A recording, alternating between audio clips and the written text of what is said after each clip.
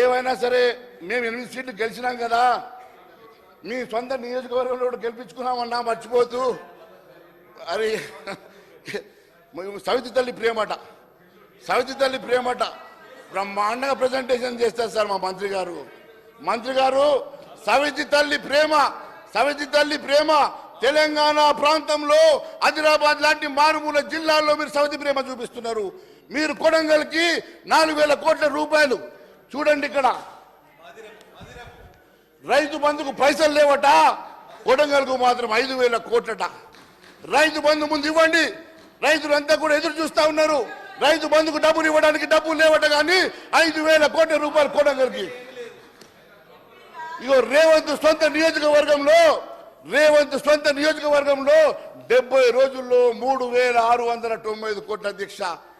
కనీసం మాకు 3 కోట్లు ఇచ్చినోటి దిక్కులేడు అధ్యక్ష.